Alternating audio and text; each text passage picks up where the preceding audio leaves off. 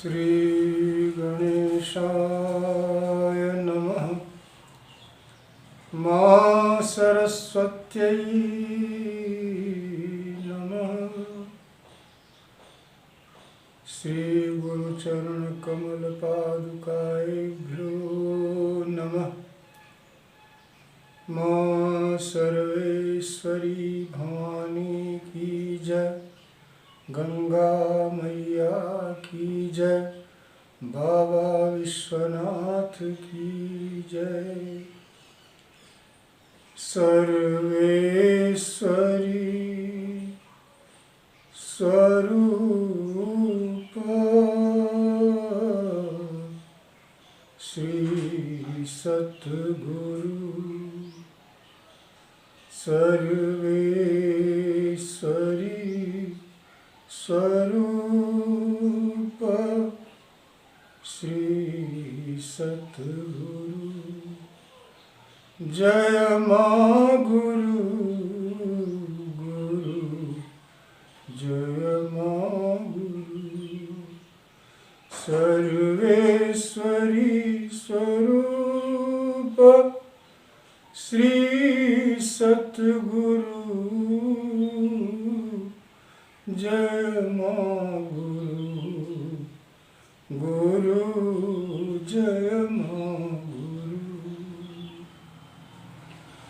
आज के कथा के इस अंश में हम परम पूज्य बाबा राजेश्वर राम जी महाराज के पावन प्रसंग प्रस्तुत करेंगे।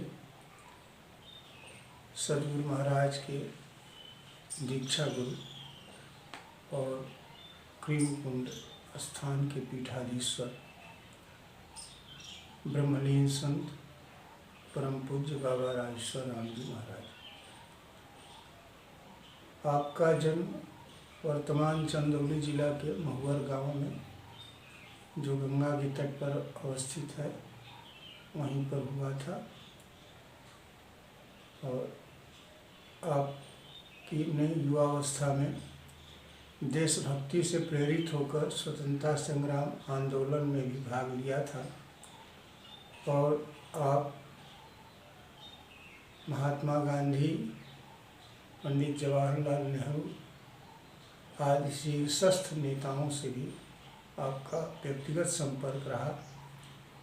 एक बार काशी से और मार्कंडेय महादेव धाम तक नौका विहार की यात्रा आपके जीवन की, आपके ग्रामीण क्षेत्रों में आज भी चर्चित है।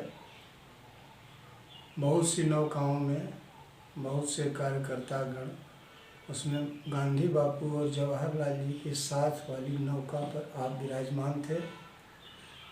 और उसी नौका विहार में गांधी बापू ने आपके बारे में कहा था कि इस बार तो आप हम लोगों के सहयोगी और आंदोलन के एक सक्रिय कार्यकर्ता के रूप में हमारे साथ हैं, लेकिन मुझे पूर्ण विश्वास है आपकी विचार और भावनाओं को देखते हुए कि कुछ ही दिन में आपको हम लोग एक महान संत के रूप में देखेंगे, जानेंगे, पूजेंगे। परमहंस के रूप में आपकी वृत्ति नज़र आ रही है हमको। और गांधी बापू का अनुमान सही निकला। परम पूज्य बाबा अपनी महंती के समय गांधी बापू की एक मूर्ति अपने आसन के समीप रखते थे आदरपूर्वक। कालांतर में वही मूर्ति परम पूज्य सर्वेश्वरी स्वरूप सदगुरु महाप्रभु अग्रेश्वर ने जसपुर के चौराहे पर तत्कालीन प्रधानमंत्री मोरारजी देसाई के हाथों से उसको ससम्मान स्थापित कराया। और जहाँ मूर्ति थी वो उसी स्थान के पास में ही परम पूज्य राजेश्वर बाबा की समाधि हुई। दादा गुरु परम पूज्य राजेश्वर राम बाबा जी, परम पूज्य सरकार जब 1961 के लगभग अपना समाज से जुड़ने के लिए संस्था का गठन करने कर लिए, तो यह बुढ़ऊ सरकार को बाबा को नहीं पसंद था।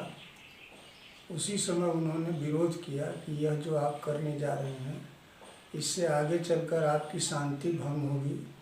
आपको समाज के लोगों द्वारा आपको बहुत तरह के ऐसे लोग आपको सामने अपना विद्रूप रूप आपके सामने प्रस्तुत करेंगे।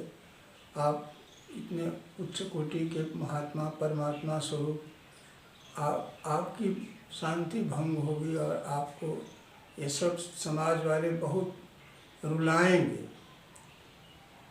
और लेकिन पूज्य सरकार ने अपने गुरु से बहुत अनुनय विनय करके कि हमें चाहे जितना तकलीफ़ हो, लेकिन हम समाज को कुछ अच्छी दिशा देना चाह रहे हैं, इन लोगों को एक नया मार्ग देना चाह रहे हैं जिस पर ये लोग चलकर अपने जीवन की उन्नति करें और इन लोगों को हर दिशा में विकास हो, आध्यात्मिक उन्नति हो, इन लोगों का जीवन सुधरे।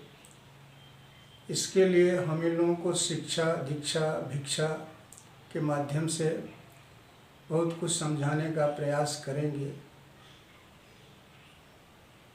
बड़ऊ सरकार परम पूज्य बाबा राजेश्वर राम जी महाराज आपकी बात मान लिए, लेकिन पूरी तरह से वो संतुष्ट नहीं थे। आगे चलकर सरकार के सराहनीय कार्यों की, समाज के प्रति इनकी सेवा की, तरह तरह के कार्यक्रमों की भूल प्रशंसा भी किया बाबा ने। दोनों पक्ष की बातें कालांतर में सत्य हुई।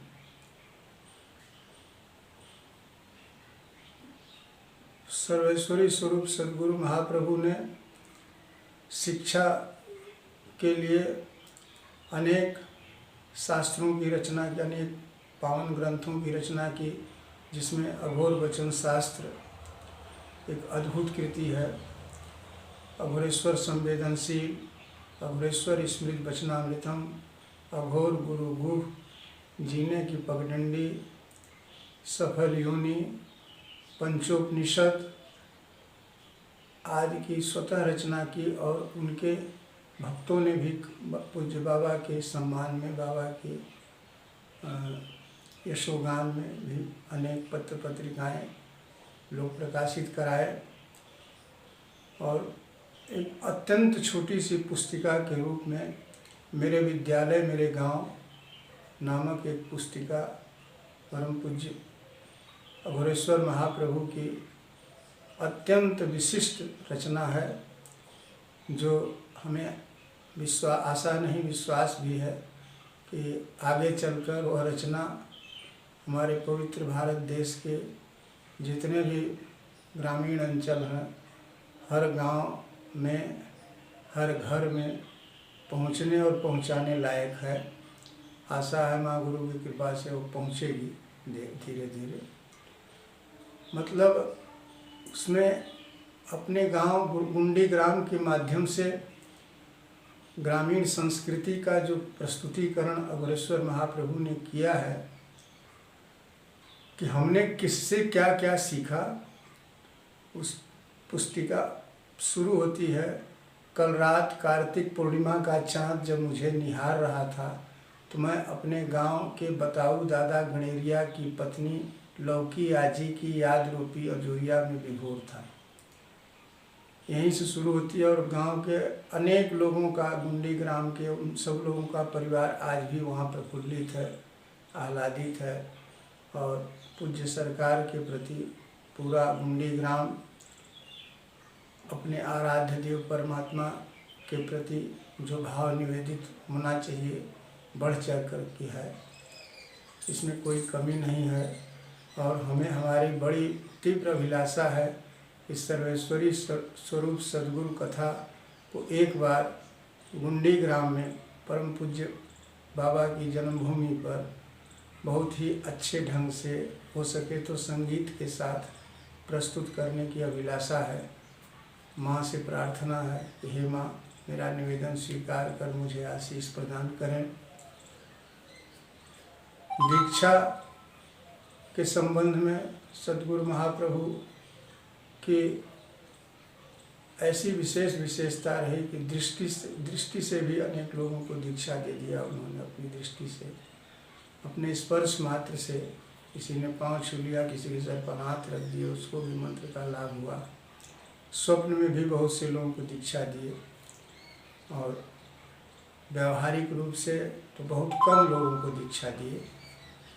संज्ञान में गिनती के लोग हैं और बहुत से लोग तो समाधिस्थ हो गए, ब्रह्मलीन हो गए। और उनके साहित्य के माध्यम से और उनके प्रतिभाव समर्पित करने से भी बहुत से लोगों को दीक्षा मिल रही होगी और मिलती रहेगी। गुरु महाराज, भिक्षा के बारे में आपने जो भोजन प्रसाद आश्रम में मिलता था या हर घर में हम सब लोग जो अन्नपूर्णा माता का प्रसाद पाते हैं, प्रतिदिन अपने वैश्वानर में आहुति देते हैं, उसको भिक्षा से संबोधित किया। अग्रेश्वर महागुरु ने पुनः एक बार महागुरु की स्मृति में सर्वेश्वरी स्वरूप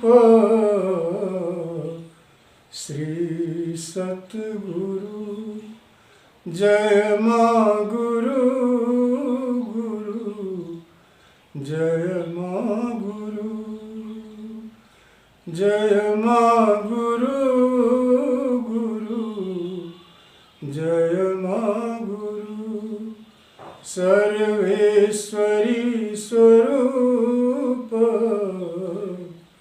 श्री सतगुरु जय माँ गुरु गुरु जय माँ गुरु जय माँ गुरु। कबीर साहब की एक भजन स्मृति में आ रही है। मुँह से कौन बड़ा परिवारी, सत है पिता धर्म है भ्राता, सत है पिता धर्म है भ्राता, लज्जा है महतारी। मुँह से कौन बड़ा परिवारी, आशा सास तृष्णा साली, लोभ मोह ससुरारी। अहंकार है ससुर हमारा, सबसे बड़ा अधिकारी। मुँह से कौन बड़ा परिवारी, ज्ञानी गुरु विवेकी चेला, सतगुरु पर उपकारी। सत नाम की बसे नगरिया, सत नाम की बसे नगरिया, कहत कबीर पुकारी। मुँह से कौन बड़ा परिवारी। परम पूज्य महागुरु श्री सद्गुरु सरकार के चरण कमलों में दंडवत प्रणाम के लिए एक बार बाहर से कहीं कोई महात्मा आए थे, वैष्णव ही दिखने में थे, और पड़ाव आश्रम में दर्शन करके महागुरु का जब उन्हें दर्शन लाभ हुआ तो प्रायतः अवस्था लोगों की वही हो जाती थी कि सन्मुख हो ही जीव में जब ही जन्म कोट यह नाशय तबहीं। लोग अपने आप को परम पवित्र महसूस करने लगते थे। कितने लोगों की तो समाधिस्थ अवस्था हो जाती थी। बहुत साधारण से लोग अच्छे अच्छे कविता करने लगते थे। ऐसे ही एक श्रीमान साधु से हमारी दर्शन भेंट हुई थी, जिसमें उन्होंने आश्रम के पंडाल में अपनी कुछ पंक्तियाँ सुनाई थी। हम कई दिनों से उस पंक्तियों को सुनाने के लिए विवश थे। आज फिर हमारे कंठ में वो आ रही हैं। कोटि हैं विष्णु जहाँ कोटि शिव खड़े हैं, कोटि हैं ब्रह्मतः कथा बानी, कोटि समचेरियाँ जहाँ देवियाँ खड़ी हों, कोटि फन शेष ना मरम जानी, कोटि आकाश है पाताल कोटि है ब्रह्मांड अनेक कोटि ज्ञानी। कहें दास पलटू बात बड़ी अवधूत दरबार की है। कोटि है इंद्र तह भरे पानी, कोटि है इंद्र तह भरे पानी। जब आप दें सहारा, जब आप दें सहारा, उत्कर्ष हो हमारा। जब आप दें सहारा, हे आदिदेव गुरुवर, करुणा निधान प्रभुवर, बस आपकी शरण हमको मिला सहारा। जब आप दें सहारा, उत्कर्ष हो हमारा।